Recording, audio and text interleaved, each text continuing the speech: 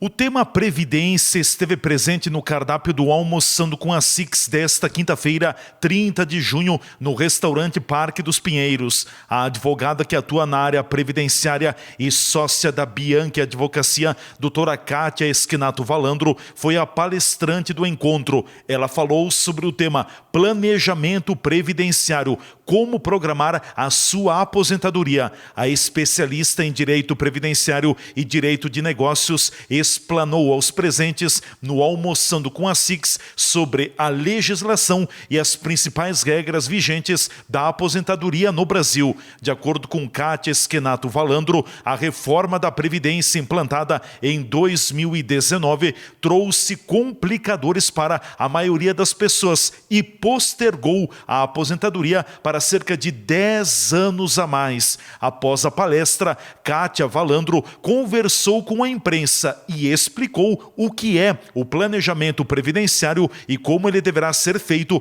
pelas pessoas. O planejamento previdenciário, ele trata da gente olhar a vida contributiva da pessoa, né? Saber quanto tempo ela tem de tempo de contribuição, como é que estão esses vínculos, como é que está o cadastro dela no INSS e verificar em quais regras de transição ela se encaixa hoje, tendo em vista a reforma da Previdência de 2019.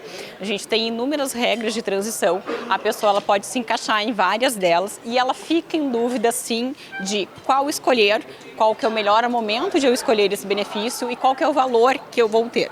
E isso vai depender muito também do quê?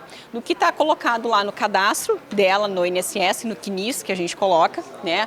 De que forma estão lançados, se tem algum indicador que exige algum ajuste, para a gente poder contar todo o tempo que ela tem direito, né? Verificar, depois de toda essa análise, de todo esse ajuste, em quais regras que ela se encaixa, quais os valores, em que momento que ela vai preencher os requisitos, se daqui 5, se daqui 6 anos, se daqui 7 anos.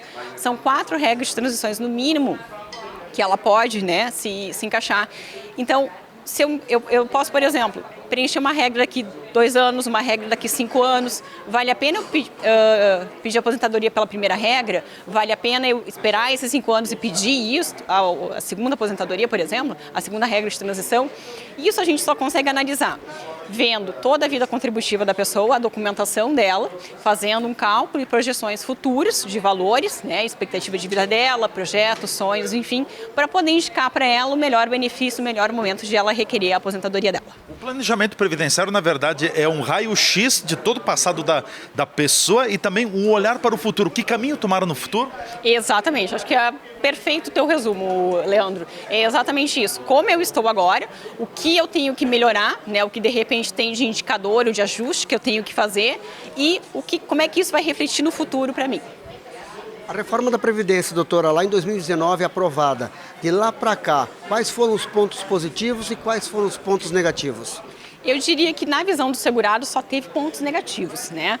Porque o que a gente vem vendo de mais comum na prática, e a gente conversou sobre isso aqui hoje também, são pessoas que estariam muito próximas hoje de fechar pela regra antiga, os 30 anos se mulher, os 35 anos se homem, e por conta da reforma, elas são jogadas para daqui 10, 12 anos para esperar, né, para poder se aposentar.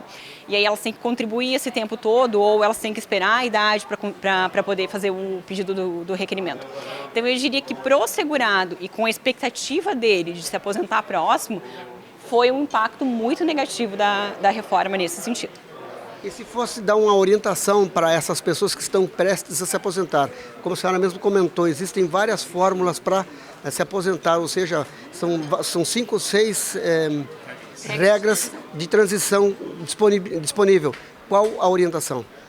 Que ela procure um profissional da confiança dela para poder analisar o CNIS, que é o Cadastro Nacional de Informações Sociais, para ver o que está lançado lá no INSS, de que forma que está lançado, se precisa fazer alguma complementação, se precisa fazer algum ajuste, se precisa incluir vínculos que não estão lá, principalmente vínculos de anos passados, né, de mais tempo, que é comum que não estejam lançados no INSS, verificar a contagem de tempo dela, verificar quais regras de transição se ela se encaixa e em que momento seria o melhor momento para ela poder fazer o pedido. Não é porque hoje, daqui a pouco, eu preenchi uma regra de transição que essa, de repente, seja a melhor opção para mim. Então, eu tenho que verificar todas as minhas informações, qual que é o meu tempo de contribuição, quais as regras que eu me encaixo, quando eu completo esses requisitos, para saber qual que seria a minha melhor aposentadoria. Via de regra, a reforma da Previdência de 2019, ela acabou postergando mais de 10 anos na vida do brasileiro para buscar a aposentadoria de uma média geral? De uma média geral, sim. Vai depender muito de qual que é a idade da pessoa, há quanto tempo ela estava no mercado de trabalho, qual que era o tempo dela lá em novembro de 2019. Mas para algumas situações, principalmente se a gente colocar, por exemplo, essas pessoas que têm 48 ou 50 anos, eu diria que essa faixa etária, ela acaba fazendo o quê? Eu não fecho os requisitos para uma regra que me seja mais benéfica, que é de 50%, e eu começo a ser jogado para regras de transição que exigem idade mínima. Então, por isso, para a mulher passa a ser jogado para 57 anos, para o homem para 60 anos, e aí a gente vai ter esses tempos maiores. Então, essa faixa etária, ela impacta muito porque eu não tenho, de repente, o tempo necessário para uma regra mais benéfica, que não me exige a idade, e eu passo a só me encaixar nas regras de transição que exigem uma idade mínima. E aí eu sou jogada para esses anos. A questão do microempreendedor individual, do MEI, ele conta para a aposentadoria ou não colabora muito?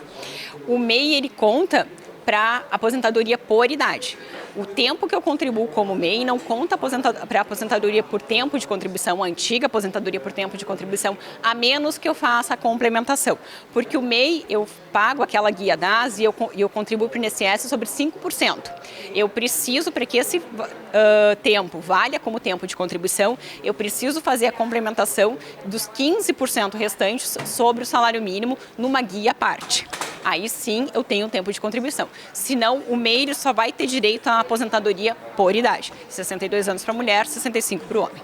O Almoçando com a Six terá uma pausa nas próximas semanas. Durante todo o período de realização da FENAQUIV, o evento deixará de acontecer no Parque dos Pinheiros, uma vez que a Six estará presente nos pavilhões do Parque Cinquentenário com estande próprio. TV Serra Comunidade. Repórter Leandro Adamati.